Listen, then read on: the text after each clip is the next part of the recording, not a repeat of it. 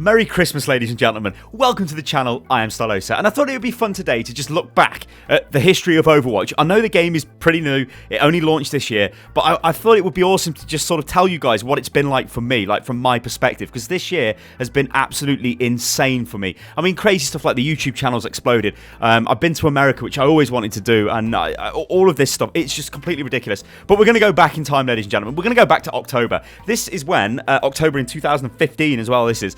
I get an email, and the email was, hi, this is Blizzard. We noticed that you made a video on Overwatch from BlizzCon this year. Would you like closed beta access to maybe provide some feedback? And I looked at the email and I was like, that's spam, so I just didn't respond. I think I deleted the email, actually. I just didn't respond. Then I get an email again a few days later, and it was like, hello, I'm just checking up to see if you received the email. And I'm thinking, is this legit? So then I started looking around and I was like, oh, actually, I think this kind of is legit. So I responded back and I was like, hey, yeah, sure, I'd love access. And they were like, cool, give us your Battle.net account details and we'll sort you out. And they did. And that very same day, I loaded up Overwatch, and I mean, I was shocked, right? Because you got to think, all of this stuff before, like, the closed beta stuff started being uploaded to YouTube and all of that stuff, before people actually got their hands on the game, Blizzard was saying that Overwatch was going to be this easy to play FPS game. So a game where you actually don't, like, I don't want to use the word don't need any skill, but if you're new to FPS games, you can play it. And it makes sense, right? Because what have Blizzard done throughout their sort of history? Look at World of Warcraft. They took the MMO formula, so like the EverQuest MMO, the old style MMO, and made it more modern and more approachable, made it kind of easier to get into, and it got massive. So what I was thinking is they're going to totally do that for the FPS game.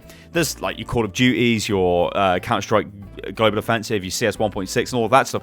Those are the hardcore games, especially the CS games. Not so much Call of Duty, but the CS games are very hardcore. And then you could go even hardcore than that, like Shoot Mania, Quake Arena and stuff like that. Like totally ridiculous games that require a ton of skill. And if you can't aim, you're going to lose. So I was expecting them to make this game that did take inspiration from Team Fortress 2, and you can say whatever you like, it does take inspiration from Team Fortress 2, but also make it much easier to play.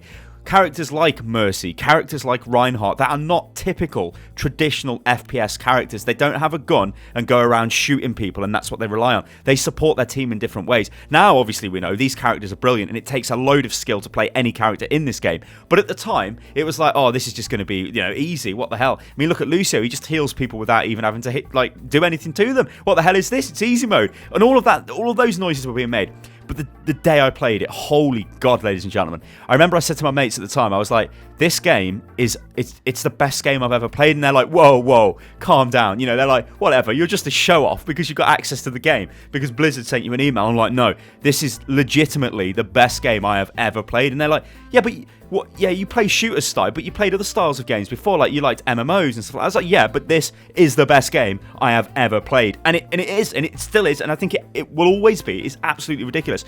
So what I did was I played Tracer, and Tracer showed me that this is not a game this is not easy mode. This isn't a dumbed down shooter. This is a game that requires loads of awareness, loads of tracking game, loads of flick accuracy, whatever you want to say. You have to be really accurate to play this game. You have to have great game knowledge, and it gives players of different ability sets the chance to work together.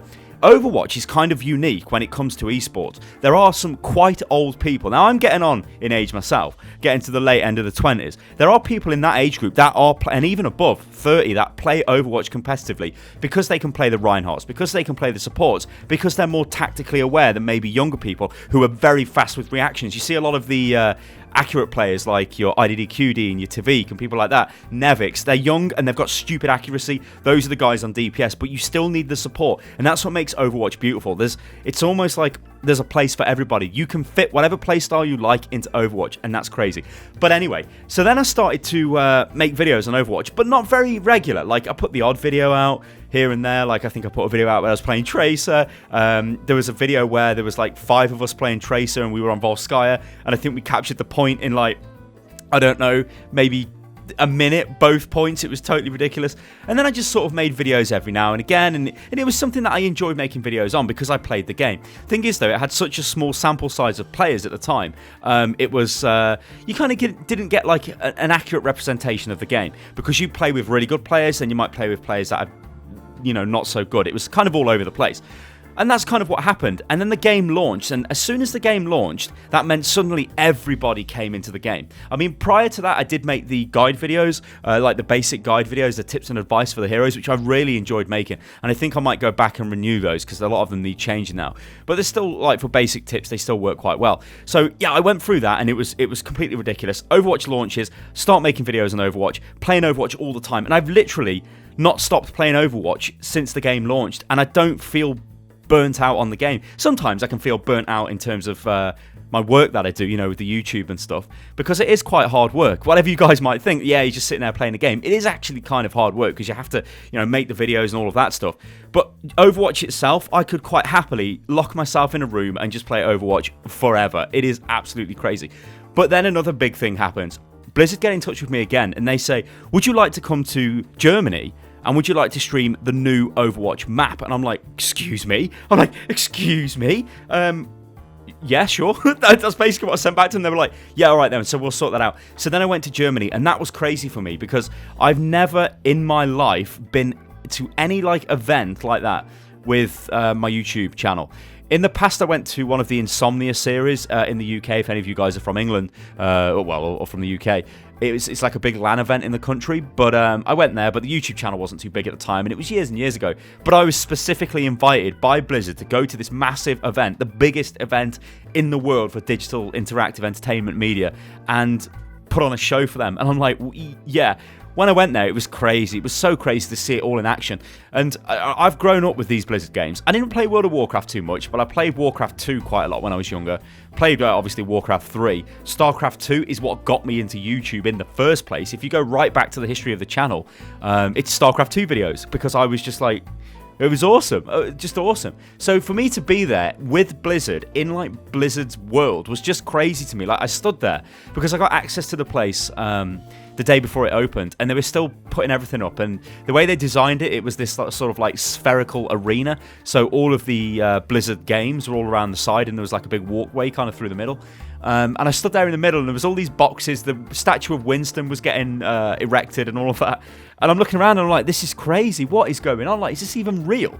You know, like, I'm just sort of standing there. You can imagine it. Like, I'm just sort of looking up at the sky, like, what is going on?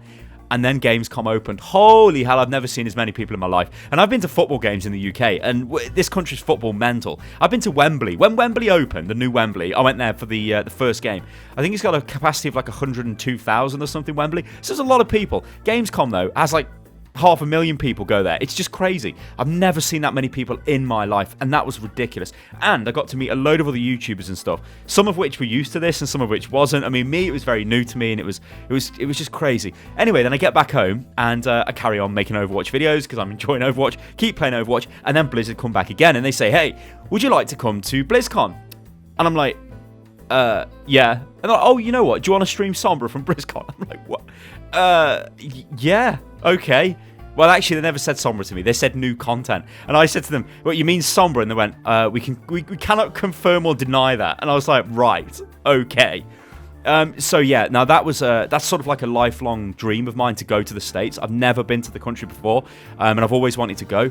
And it was great, man. It was amazing. I got there, and to be at BlizzCon, like to go from, like, you got to imagine, guys, I have gone in like 5 months from just making videos on Overwatch to going to Germany for Gamescom, then going to BlizzCon and seeing all of that and streaming from BlizzCon as well, which is like I have always religiously watched BlizzCon with the direct. No, it's not direct. Oh, I think it is Direct TV actually, right? Isn't it? Whatever the streaming service was, I'd always buy the digital ticket and watch it on the Blizzard website because I found it so interesting, and I never thought in a million years I would go there because it would be way too expensive. I mean, for me, like from the UK to get to BlizzCon, it'd probably be like, I don't know, it'd be a lot of money. It's money I couldn't afford.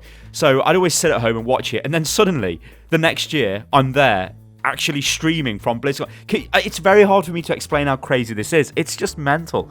It's so mental to me, and all you guys have made this possible.